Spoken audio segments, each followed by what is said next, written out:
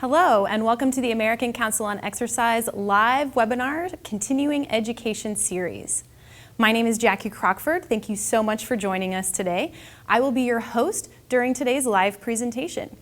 If you are watching today, thank you so much for joining us. You're watching via YouTube. So if you have any questions during today's presentation for ACE or for our presenter, be sure to use the chat bar on your YouTube viewer. Type in those questions and we'll be sure to take a few questions for our presenter after today's presentation is over. Also, once again, you're watching on YouTube for free today, and if you would like to receive CECs for today's presentation, you can do so after today's presentation is over by using the link provided on the screen. That's acefitness.org/past-webinars. That link will be live in the next 48 hours, and you can purchase today's recorded webinar at that link, and you'll receive a quiz within your MyAce account. Once you pass the quiz, you'll receive 0.1 CECs within your MyAce account. All right, if you're ready for today's course, let's get started. Welcome to your course, Exercise During and After Pregnancy, Understanding ACOG Guidelines.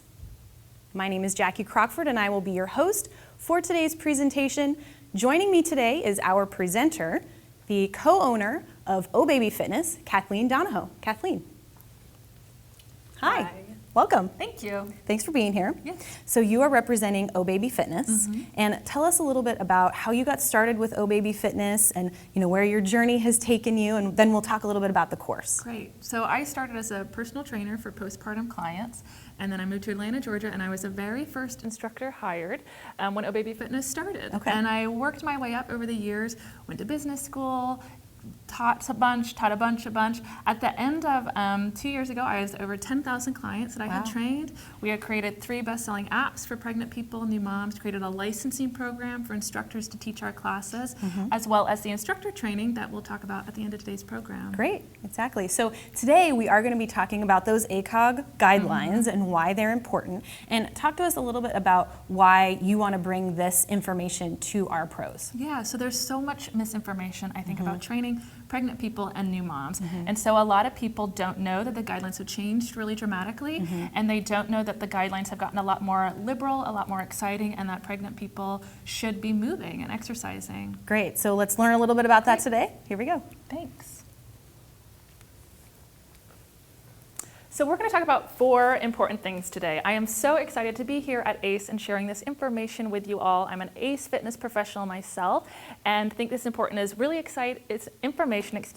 really important and really exciting. Here's what we're going to talk through. First and foremost, we're going to talk about those ACOG guidelines that Jackie spoke about. So ACOG has changed really dramatically. They've had 2 big kind of reinventions of how, when, how much, how intense they think pregnant women should be exercising. I'm also going to share with you 2 exercise types that ACE now says are not recommended for pregnant people. This is new information in the last 2 years. I'm also going to bring out a pregnant model, and we're going to talk through core work for the pregnant person. And this is important because this is where a lot of fitness professionals don't know exactly what to do, so often they don't do any core training with this population. And instead, I hope today you're going to leave feeling really confident about how to get their core strong so they're feeling good for pregnancy and for birth. And then finally, we're going to talk about the postpartum period, what return to exercise looks like, and also the 3 exercises that your clients can be doing right after birth. And that means literally in the hospital. That's where we're headed. So to start, we're going to talk about ACOG guidelines, when, how, and why pregnant women should be exercising. First off, who is ACOG? That is a very important question. ACOG is the American College of Obstetricians and Gynecologists, and this group rules everything pregnancy and postpartum. This is the group that makes recommendations about bed rest. This is a group that makes recommendations about how cesarean sections work. Basically, they rule over everything for this period. It's what all doctors, midwives, medical providers listen to, and as a fitness professional, you need to be listening to them as well. Like I mentioned, these recommendations have really changed in the last few years. The good news is they've aligned with what ACE thinks is so important. So ACE says, let's get people moving. ACOG wants to get pregnant people moving. So if you've heard there was an old recommendation, this is actually 2 versions ago, about not getting your heart rate up, or a pregnant person not getting their heart rate up over 120 beats per minute. If you've heard that, you need to know that is old recommendations. That is not what the current guidelines say at all. There are no heart rate guidelines for this population anymore. Pregnant people can and should be working out at what ACOG says, a moderate intensity level.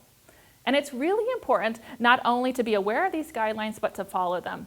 First and foremost, you want to know what these guidelines are because you need to educate your clients. Like I said, they have changed dramatically, and your clients need to know that they can and should be exercising both when they're pregnant and postpartum. But also, as a fitness professional, it's super important from a liability perspective to make sure that everything you're doing with your clients falls under these guidelines. So let's dive in. Here's what they say. Like I said, ACOG really wants pregnant people exercising. Specifically, they've drilled down. What they want is pregnant people to exercise for 20 to 30 minutes on most, if not all, days of the week. That is a lot of exercise. It's great news. I get the question from my clients all the time. They'll take a class with me on a Monday and they'll say, is it appropriate for me to also can I take 2 classes a week? Is that okay? And I'm able to turn to ACOG guidelines and say, yes, absolutely. Not only can you be exercising more than 1 day a week, ACOG says you should. Please get moving. They also break it down further, ACOG, and says they want 150 minutes a week of moderate intensity exercise. That word moderate is really important. So I've been pregnant twice, and I know that sometimes when people get pregnant, they think, okay, now's the time to kind of relax a little bit.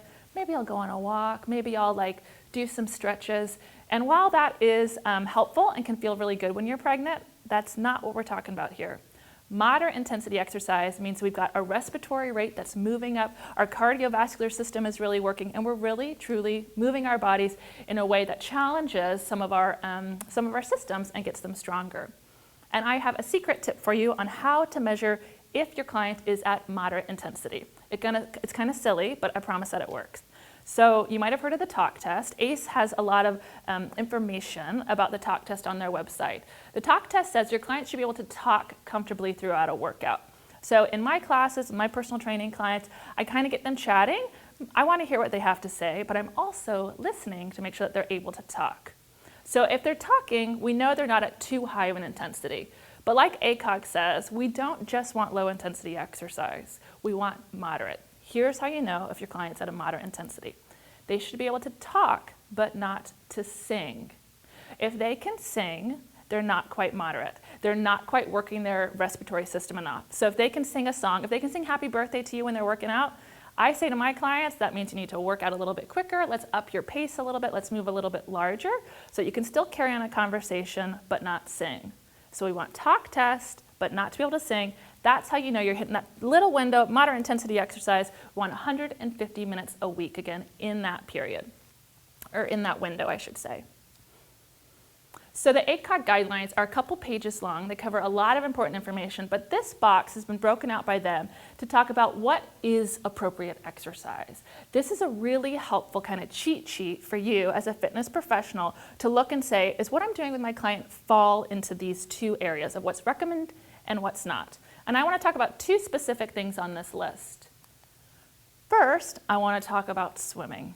So being in the water is the best place for a pregnant person to be, particularly if they're having any of the most common pregnancy complaints or conditions.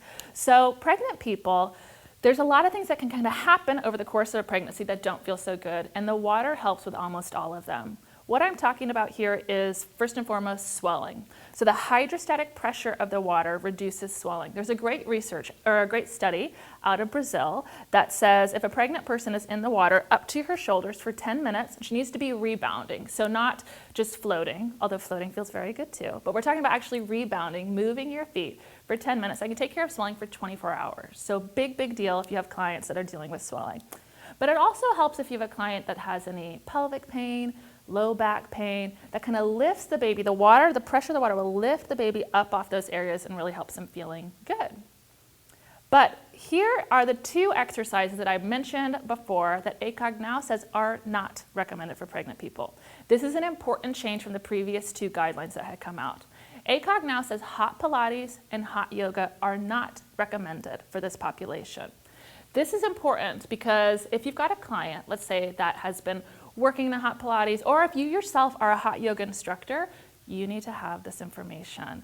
And I want to be really clear about this because some pregnant people will think, well, maybe once the baby gets bigger, I'll stop doing those things. So yeah, I'm pregnant. I know I'm, week 8, week 9, first month or 2 of pregnancy. Probably it's still okay for me to keep doing hot Pilates or hot yoga.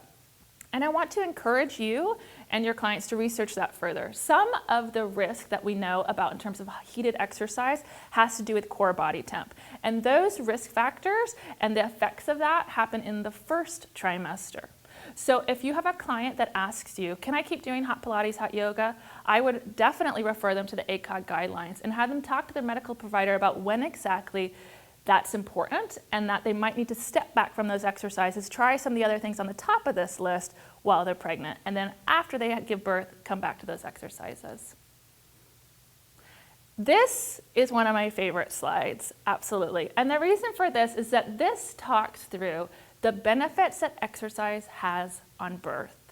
And this is a really exciting list if you are currently pregnant or if you've ever been pregnant, because I gotta tell you, for a lot of people going into birth, it's kind of a scary time and a scary thing. And so I'm gonna talk through what exactly these different things are. First and foremost, shorter labors. So that is good news. There's particular research that talks about it's shorter pushing stage of labor. I'm going to talk a little bit about pushing stage of labor, the core muscles that we use for that, that's part of it, but also just a woman that exercises has a different level of stamina. So you can tell a woman that you're training, there's a good chance she'll have a shorter labor than if she wasn't exercising at all. Next, 5 to 7 days earlier deliveries for women that exercise when they're pregnant. And again, if you haven't been pregnant, that might not seem like a big deal. I was pregnant twice for an extra, I went to 41 weeks. And I'm going to tell you what, there's magical time, there's like a magical thing that happens at the end of pregnancy where one day feels like a week. So if you tell a pregnant person you can deliver 5 to 7 days earlier on average if you're exercising, that is good news. Next, we have lighter, leaner babies. Babies of moms that exercise have a stronger muscle mass. They come out stronger. There's also great research.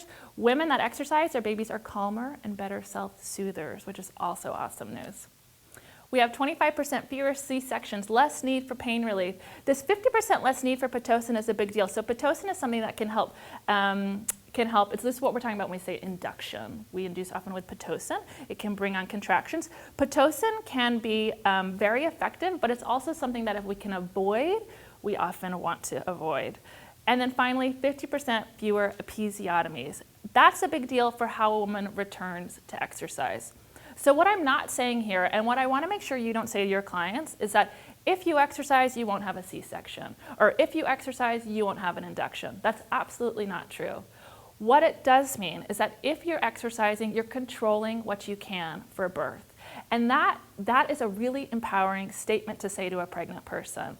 Beyond that, beyond getting yourself ready for birth in the way that you can, you're also getting yourself ready to return to exercise sooner postpartum if you come into birth in really great shape, physically, mentally ready to go. Next, I want to talk about core work in pregnancy. And I could talk about this for 14 hours. I promise I won't. I will keep it short. But this is the area where there's so much misinformation. And here's what I see. When I am talking to a fitness professional that is not super, hasn't done a lot of training with pregnant people or postpartum folks, and they see a pregnant person, they kind of see that belly, and they're like, I don't want to mess this up. So we've got the belly, so they're kind of like, there's something happening here, it's changing all the time. Rather than doing anything wrong, instead maybe we'll do a lot of lower body work and a lot of upper body work, but they don't address anything that's happening here. And I get that instinct, but I gotta say, we wanna go the other direction. This is where everything's happening, so this is where we wanna strengthen. This is what we wanna train. If you can leave today's webinar knowing exactly what exercises you can do to help here, get these muscles strong, what's appropriate, what isn't, You will help your clients so much, help them have much less pain during pregnancy, and help them during the pushing stage of labor. This is exciting stuff.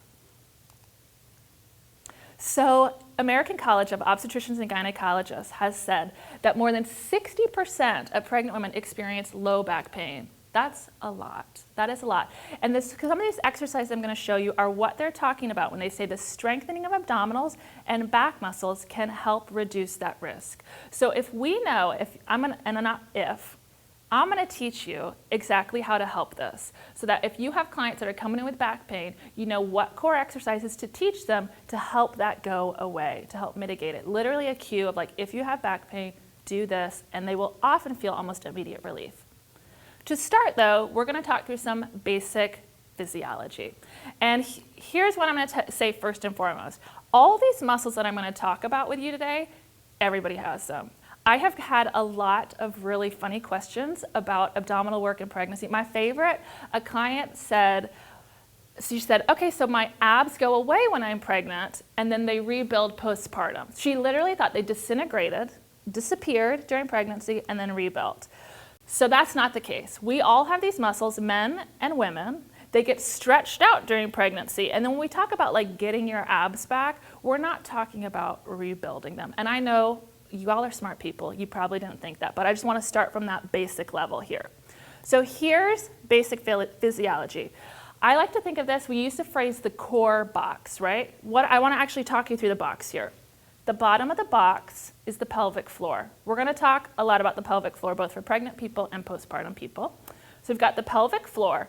That right there is where the weight of the baby is. That muscle gets a lot of work. I will say this again and again throughout this webinar. A healthy pelvic floor helps a woman return to exercise postpartum. If a woman is experiencing incontinence, and that happens postpartum, if she is experiencing incontinence though, it is hard to lose baby weight.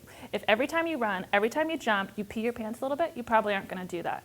If you have a client that's experiencing incontinence postpartum, and she is over 4 months postpartum, this is James Clapp's recommendation, it's time to go see a physical therapist. You want to refer those people out. But to help prevent that, during pregnancy, we'll want to work the pelvic floor, both with lifts and with lowers. And again, I'll talk about that. Okay, so that's the bottom of the box. We've got the pelvic floor. The back of the box is the lower back muscles. That SI joint during pregnancy opens up. We've got relaxin that's moving through that joint, and it can be a little wiggly, basically. So what we do is we stabilize the front of the box to help that. The front of the box, again, it's the exact same muscles that anybody has on the front of their core. We're talking about transverse, so those are the muscles closest to the baby. We're talking about the rectus abdominals. Those are the ones that look like a six-pack. That's kind of, when people think about abs, sometimes they just think about rectus abdominals. That's just one of them. So that's the ones right in the front. And then we also have the obliques on the side. Obliques are responsible for twisting, shortening side to side. On the top is the diaphragm. That is why breathing correctly for these exercises is so important, because it's literally part of that box that we're talking about. So that's the muscle structure. Now what I'm going to do is talk you through which of those muscles we really want to work during pregnancy, and which of those, I'm going to tell you, there's a set of that muscles that I just talked about that we don't work during pregnancy, we don't work postpartum. I'm going to actually bring out a pregnant model. Her name is Suzette. She is 20 weeks pregnant, which means halfway through, so pregnancy's 40 weeks. She's right smack in the middle. So this is her third pregnancy. You've been around a couple times, expert. So here we go. Take a look at this slide. So this is what happens to the organs during pregnancy. They get kind of moved up, up, up. We've got that big baby. That's what we have, big healthy baby right in the front. The muscle closest to the baby, literally the muscle closest to the baby on the front, is that transverse abdominals that I was talking about. It's a huge muscle all the way down, all the way up. Here's the deal. Transverse abdominal work is the most important exercise a pregnant woman can do. It's the number one thing. That is how we prevent back pain. If you have a client that comes to you and says they're having any sort of SI joint pain, sciatic pain even like pelvic floor pain, pubic bone pain, I want you just to think, wait, I know the secret here. The secret is transverse abdominals. So a lot of times, well, I should say that is a normal experience. And a lot of times what will happen is a medical professional, their doctor will say, oh, just get a support belt, put a support belt on. And while those are really helpful, you have a support belt in your body. You already have one. Transverse abdominals are nature's support belt. We want to get this muscle super strong, super engaged. Okay, let me show you what I mean by that. I'm going to have you turn to the side.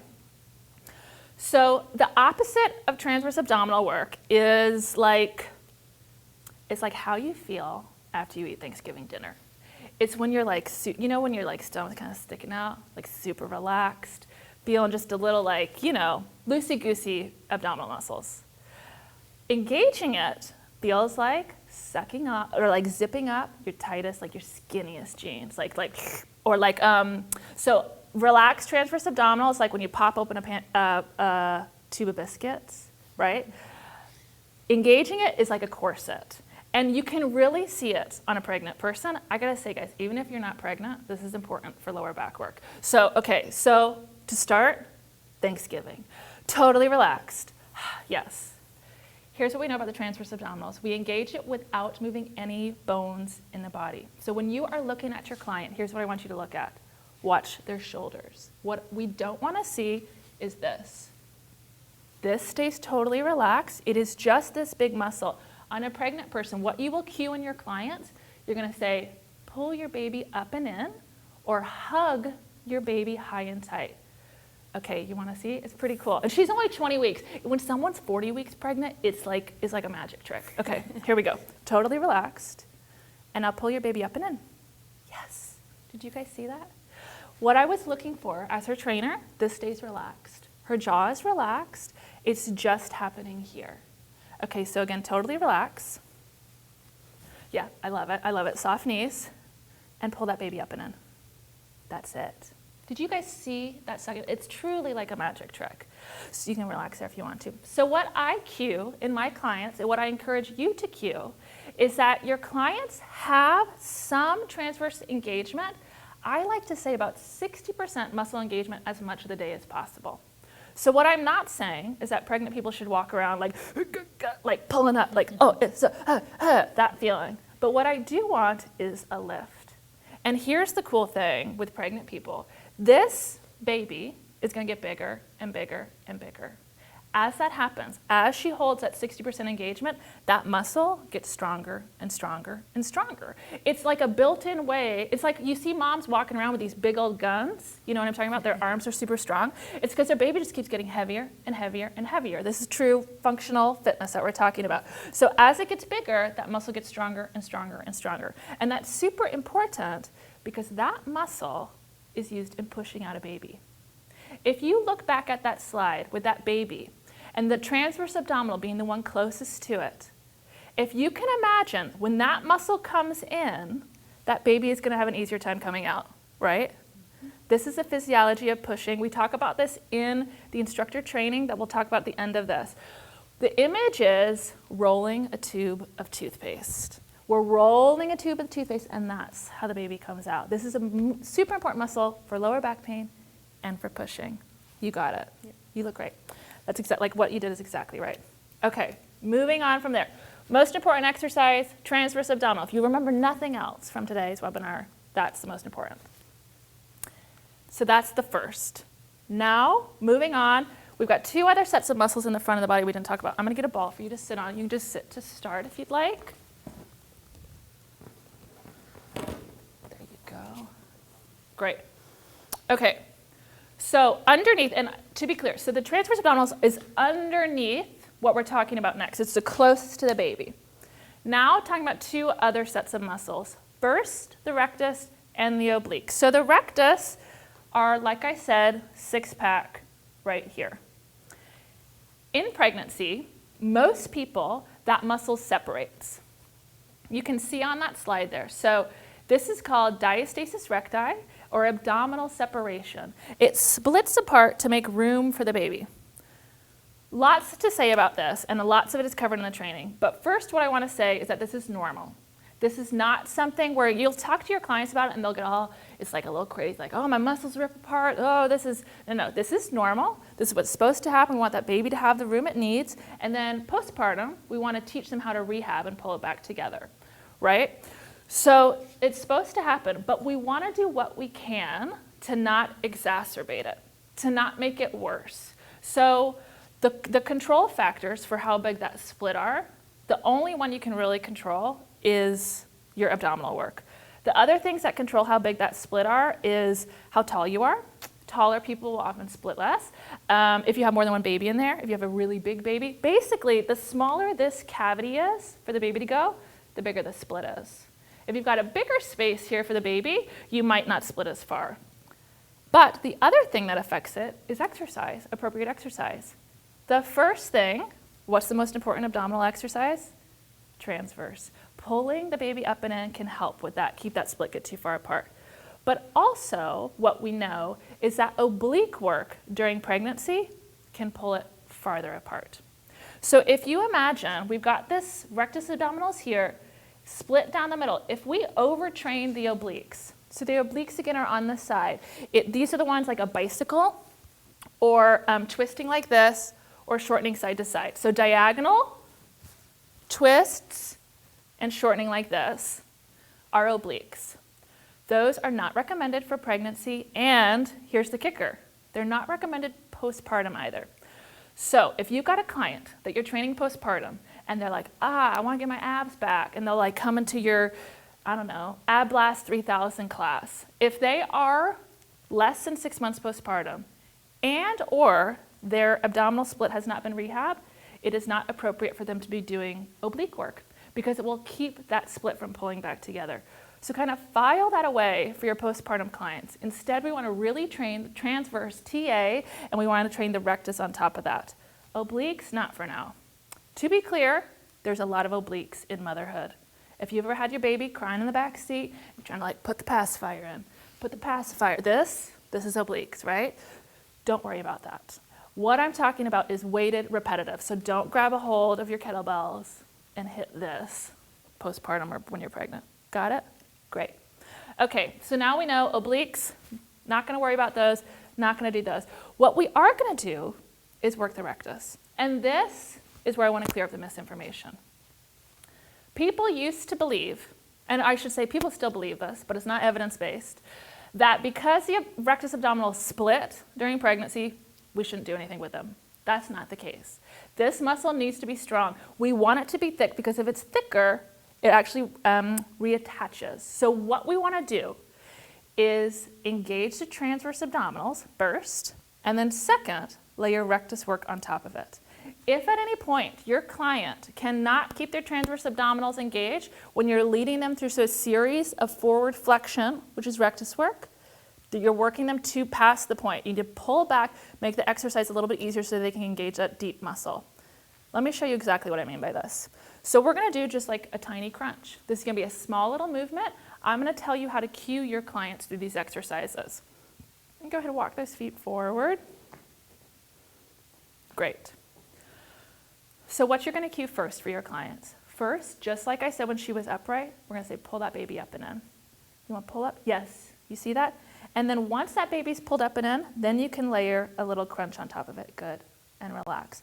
Guys, do you see this shaking that's happening? Suzette is very strong. She is a strong person. This is hard work when you're pregnant. This is what core work looks like. It is small. It is cued really precisely.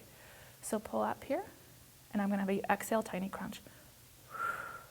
Yes, and relax there. I'm going to have you do one more here. Cue both things every time. Transverse engages, and now tiny crunch. Exhale. Good, good, good. And slowly walk on up.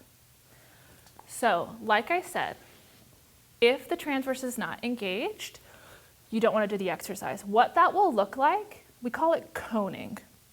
And it will look like, you'll look down at your stomach, and it will look like, and you guys will look at your clients, and it will look like a tent. Sometimes my son, who's very small, thinks it looks like a dinosaur, like the back of a dinosaur's back, like boop, that kind of thing.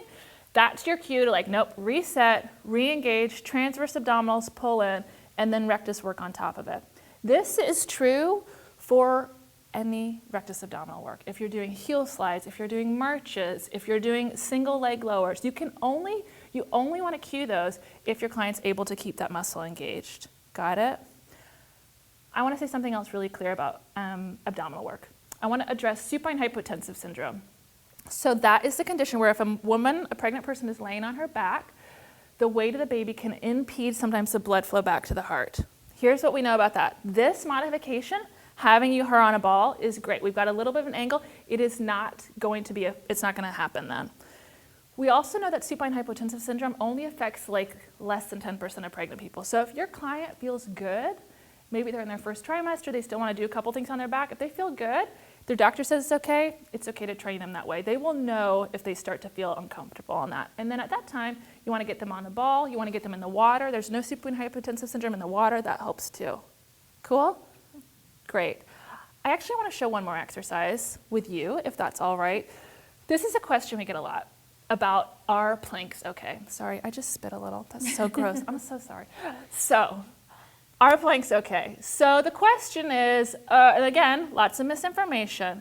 Here's the rule. Planks are okay if the transverse abdominals are engaged, if there's no coning. And it's really easy to see on a pregnant person. I will also say this, planks are hard when you're pregnant. So if you imagine, this is the weight. Picture like those really big buff guys at the gym that like strap a weight to them to do something. That's what every pregnant person has, is just right here. Picture like a plate. So when we get you into a plank, if you're gonna engage your transverse abdominals, you have to work harder to lift that weight of the baby up. You can do it. We're gonna watch this here. Let me put this back. And I'm gonna roll this out. Okay. So Suzette, I'm gonna have you show this on your knees and your hands because I think it'll be easier to see for everyone. If your client is able to do it on their toes though, that's fine. Again, what we're looking for is for the transverse to be pulled up and in. And then I'm gonna show one more bonus exercise. So got you here. Okay, so coming out to a plank, yeah, that's exactly right. Okay, so here's what you're gonna do when you're the trainer at home. You're gonna get your head down so you can actually see what's happening. Just like when Suzette was standing upright, we don't want any bones in her body to move, and we want her to engage, pull the baby away from the floor. Let's see, I think lots of space here. Okay, here you go. So totally relaxed, and now pull that baby up. Yes. And so you, as a fitness professional, you wanna get down, look at the stomach. What you're looking for is the same thing. You're looking for that coning. If they are coning, this is not an appropriate exercise. You can come on up if you'd like. If they're not, if they can keep that engagement, and I gotta tell you, it is clear. You drop down, you'll say pull the baby up and in. You will feel that feeling, up and in. If they can't do it, that's fine. You can have them do a plank on a wall as a modification. You can do all sorts of different things, but just know that's what you're looking for. Okay, you've worked really hard. Come to hands and knees like a tabletop position. Okay, so this is not abdominal work. This is the best exercise in terms of yoga for pregnant people.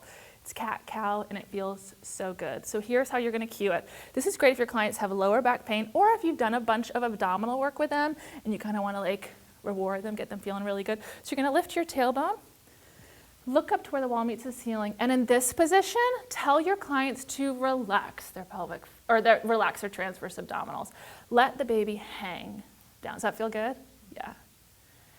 And then you're gonna cue to tuck the tailbone, pull that baby up, engage the transverse and rectus abdominals, curve and look towards that baby.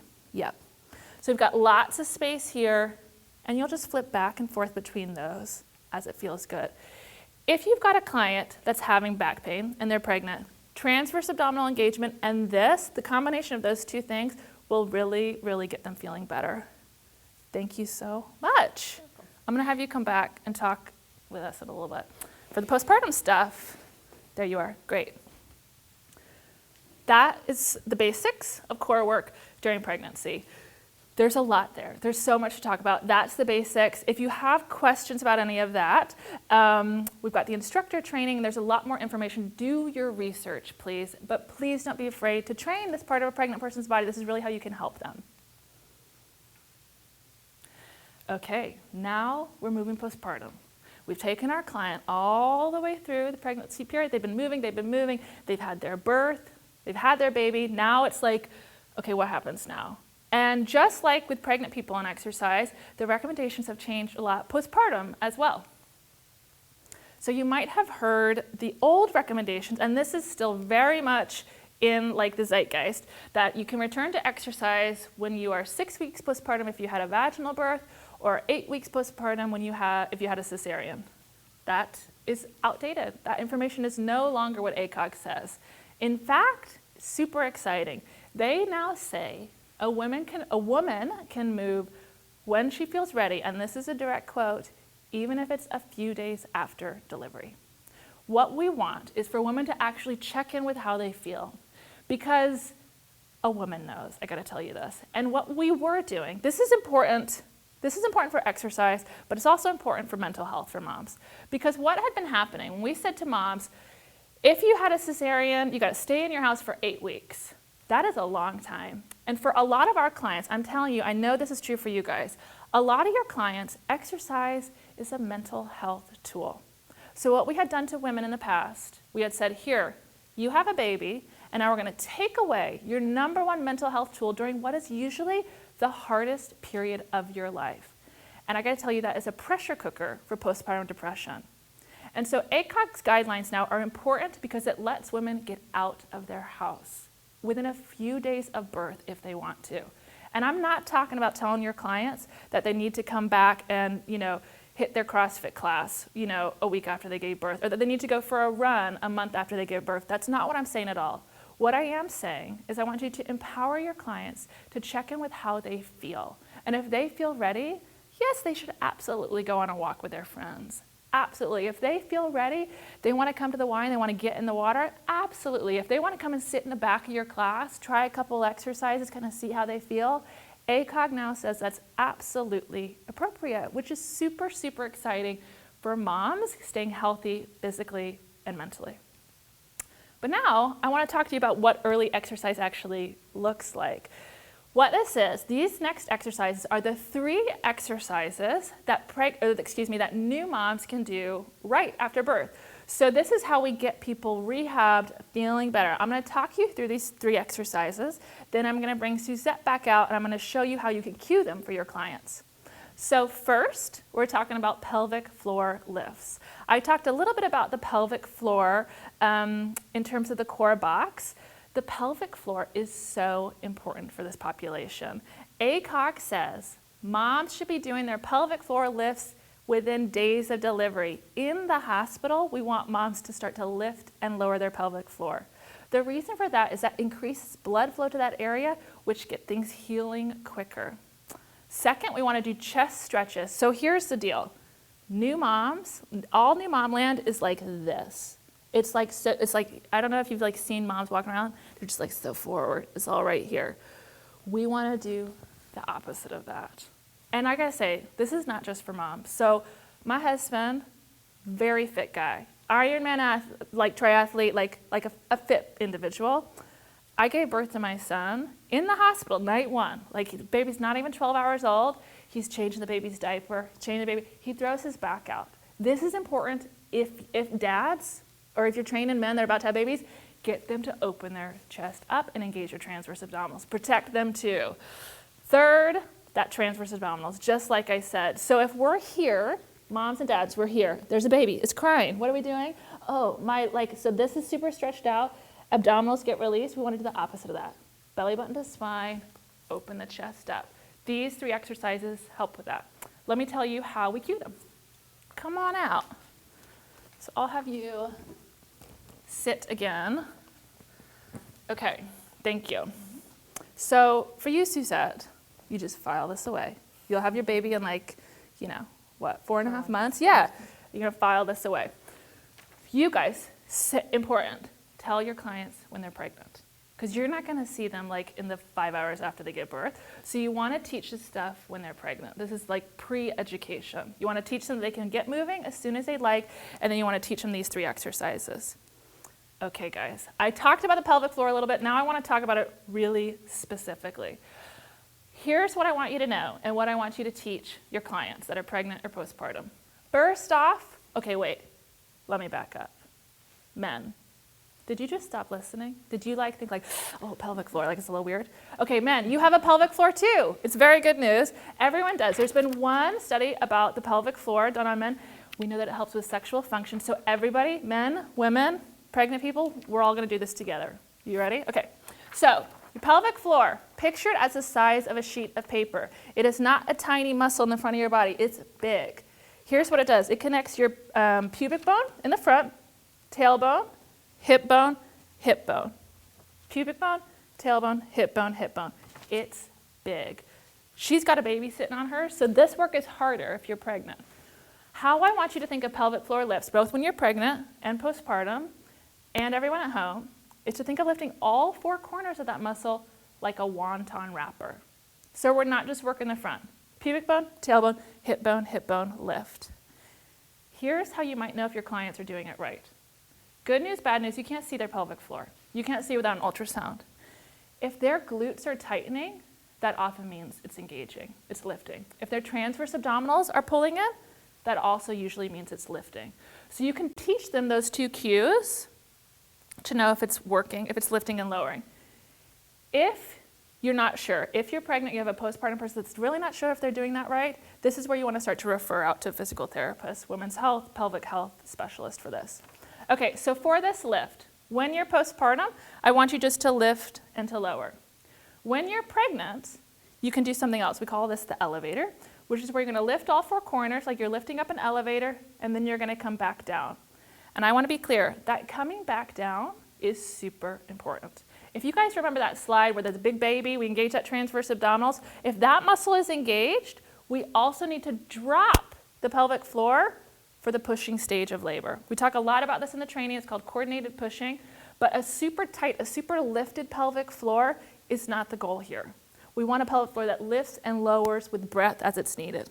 Okay, so I'm gonna lead you through an elevator here. Pubic bone, tailbone, hip bone, hip bone. All four corners, we're gonna lift up 3 stories, down 3 stories, and then try to find a full drop. You ready? Guys, everyone's gonna do this. I call this thing called Kegel face, where when you do this, everyone kind of looks to the corner and like kind of makes a funny face. If you're doing that at home, that's a good sign. Might mean you're doing it right. Okay, 4 corners, here we go. You're gonna lift up to the 2nd story. Lift it up a little more. Lift it all the way up. Are you looking in the corner? Are you making a funny face? This is good sign. Sorry, you have to do this in front of everyone. Coming back down. Coming back down. Neutral. And now you want to see, because you're pregnant, if you can find something under neutral. We'll talk more about that in the training. There's a whole lot there, but that's what I'm talking about. Pelvic floor lifts in the hospital right away. Get that blood flow to the area. Next, chest stretches. Can I have you show these? Okay. I'm gonna grab this ball underneath. You're gonna come to this wall here. Okay, so like I said, chest stretches are super important because this is the posture of parenthood. This is not helpful. This does a lot of damage. You know this, right? So I'm gonna have you pretend like are you having a girl or a boy? A girl. So we're gonna pretend there's a really beautiful baby girl right here that she's holding. You're gonna take this hand straight back behind you. This is one of the best exercises to do right after you have that baby. This is how we open up. This is the opposite of that forward motion, feeding the baby, changing the baby's diaper. We want to open up there. How's it feel? There's a variation on this called a clock stretch, where you'll actually put your hand up, yeah, and then walk it back like you're walking along a clock. And your clients will find there'll be a spot where it gets like kind of sticky, or they'll like kind of make a face like, ooh, that feels good. Have them just hang out there. That's a good spot. You can settle in, they can hold that baby. You can hold their baby and stretch there. You want to take the other side? Sure. Cool. So bringing that arm back behind you. I love this invisible baby. Yes, perfect, yes. A modification for this is when they walk through a door, have them stretch their elbow on a door. And again, this one, particularly not just for mom, super important for dads too. We want to open up. As you cue this, see if you can cue them for this 3rd exercise we're about to talk about to keep their transverse abdominals engaged. So we're not trying to get the ribs super opened up, this super elongated. This is still engaged. We're just stretching across here. Cool? Come on back. So again, 3rd exercise, similar to pregnancy, that transverse abdominals. What we know about transverse engagement postpartum, there's been this great study that talks about this window right after birth, where if we engage that muscle, it really, really helps with that abdominal separation that I mentioned. So this one in particular, if you can kind of file it away, I know it's not like you'll be busy right after you have your baby at all, but if you can kind of file it away, pull your belly button to your spine. Here's how I like to cue it. If you tell your clients, every time you change your baby's diaper, pull your belly button to your spine. Because you know what? You're about to change a lot of diapers, right? So even just that, a couple times a day, you're going to cue that in. And then you'll be good to go. Thank you so much, Suzette. Thank you, thank you. So moms can return to exercise. They can start moving, just like Ace says. We want to get them moving when they feel ready. Those 3 exercises, pelvic floor lifts, chest stretches, and transverse abdominal work, are the 3 exercises you want to educate them about when they're pregnant so that after they have that baby, they're able to start to move again. Like I said, there's so much to cover in this topic, but this is what we're talking about in terms of just how how ACOG has said we talk to our clients about this really important time. So this is my life's work, I have to say. I think this is really, really important stuff. And it's not important because I tell my clients, you need to be back in your pre-pregnancy genes. It's not important because I'm like, you gotta lose that baby weight. It's important because if we get moms feeling healthy and feeling strong, that makes their family healthy and strong, and it makes their community healthy and strong. This is important work. This is not vanity that I'm talking about here. And I gotta tell you one more thing. Once you are postpartum forever. If you know how to train this population, you know how to help millions and millions of women. If you have women in your classes, if you have women that you're training and maybe their baby is 5 years old, 10 years old, 20 years old, there's a really good chance that they are still dealing with some of these postpartum conditions and they just don't know it. I have people in my trainings all the time, fitness professionals like you, that come take the instructor training. They've got their kid in college. We check and we're like, they realize, oh my gosh, I've had abdominal separation for the last 20 years. I had no idea. So getting this information, I'm not talking about a tiny window of a woman's life. I'm talking about setting her up for success there, but even if we meet her at a later stage in life, this information gets carried forward and you can help so many people. Here's how many. American Council on Exercise, awesome folks having me here today, says there are 4 million babies born each year. 4 million babies is a lot. And that is a lot of moms that need you, that need this information. I hope you feel like you've learned some really transformative stuff in terms of how you train this clients, because there's a lot of these moms that need this help. It absolutely changes their experience of pregnancy, of how they feel, if they feel like they can keep moving. If you help a mom not have back pain during pregnancy, I'm not joking, you have changed her life. She will return to exercise sooner postpartum. She will feel better physically, mentally, be a better mom even because of it. So, huge population that needs the help. We've got this instructor training. There's a way that you can be successful here just by helping people with this information. Here are 3 important references that if you are curious about this, feel free to go check these out. ACOG, their recommendations are online. You can just Google this. Make sure though, please make sure that you are looking at the right ones. If you see anything about heart rate, you're not. So these were created in 2015. They were reaffirmed in 2017. So look for that. James Clapp, I mentioned his name. I should say really clearly, he was kind of the pioneer with this stuff. That slide about the effects of exercise on birth, that's a summary of all the important work that he's done. And Judy has created a great book about postpartum fitness. So if you're curious, both of those will be in your library, I promise. They're kind of everywhere. Check them out. I want to say something clearly before we finish off here today. So at OBaby Fitness, we've trained thousands and thousands of women over the years. And like I said, this is not work about getting back into jeans. This is work about helping moms. And when we help moms, we help families. And we've got a lot of resources. We've got a bunch of apps. We've got our instructor training. We have a licensing program if you think this is the population for you. It has absolutely changed my life to get to help women, meet them at this time. And I think you can do a lot of good, you can make some money, and help a lot of people at the same time when you work with them.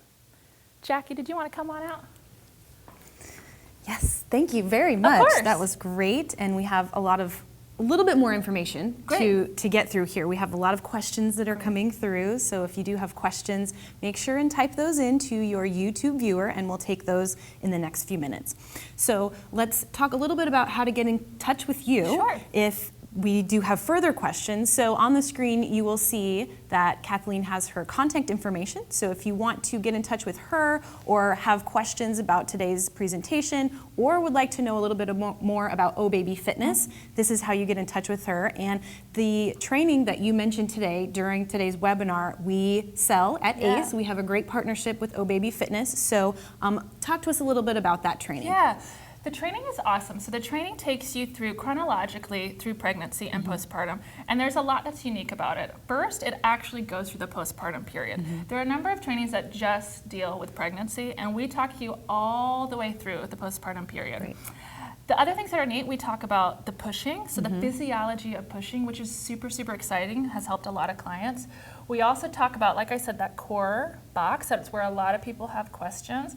There's videos. It's written in a conversational tone. It's written in my voice. It's me. So it's not, look, I can't be reading like some like real heady, you know, dense stuff. It's really conversational, really helpful, and has sold a lot of places. So we're very proud to be partnering with O Baby Fitness on that. And if you want more information about that course, you can see on your slide here that we have that course listed, as well as a few other courses that ACE offers for continuing education around the topic of pre and postnatal fitness. So a lot of great information there to continue your learning and working with these clients.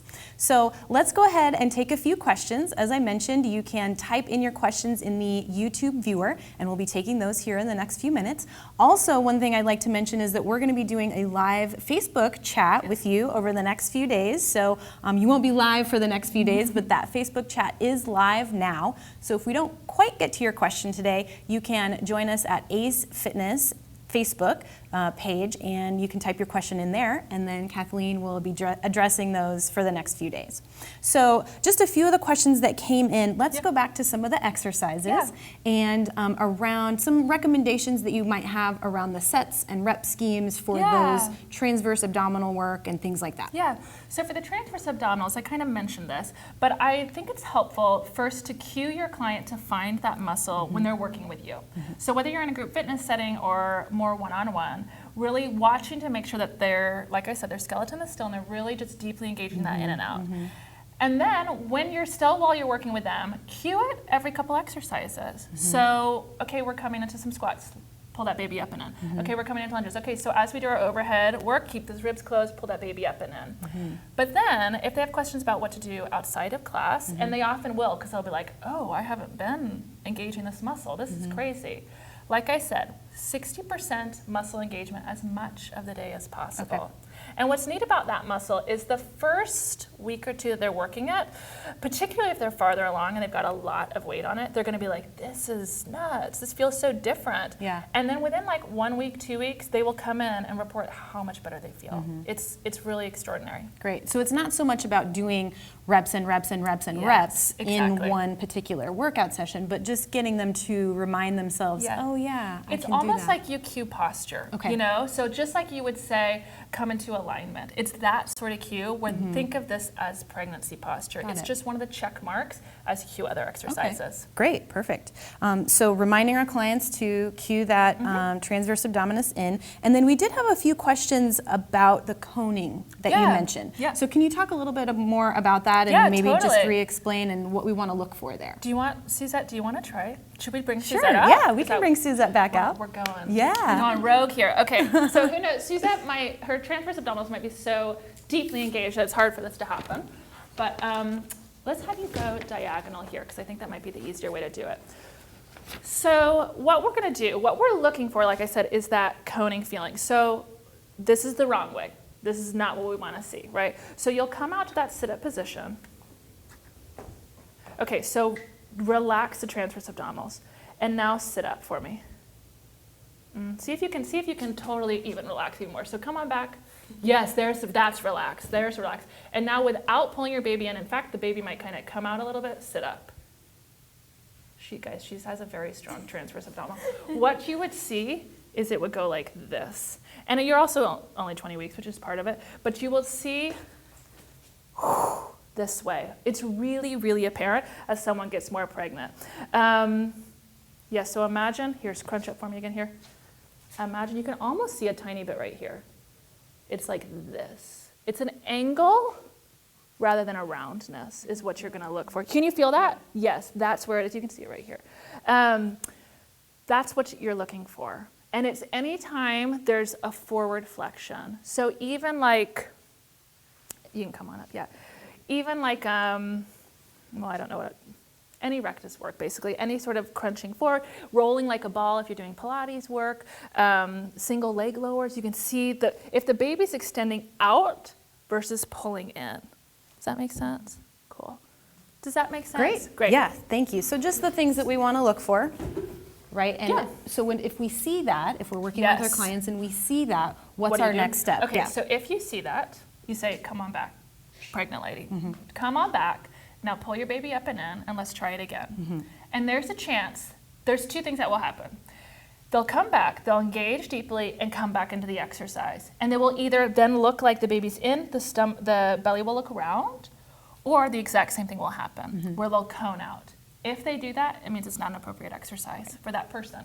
For where they are in pregnancy, for what's happening in their body, leave that exercise, try something else. Okay. I would try something less demanding on that muscle. Okay, great. Yeah. And there's more about that in the training. Great. So much. Great. Yes. So a lot of great information. Obviously, we could talk about this all day long for another 14 or 15 hours. So if you would like more information, please check out those other courses that we have available through O Baby Fitness with our partnership with O Baby Fitness, or other continuing education courses on our acefitness.org website. And once again, you will be answering a few more questions if we didn't quite get to them today on our Ace Fitness Facebook page as well. So remember, if you would like to receive CECs for today's presentation, you can do so by following the video on the screen, and you will go to live webinars. In the next 48 hours, this will be on that page, and you can purchase there for CECs. 0.1 CECs will go into your My ACE account after you've passed the quiz.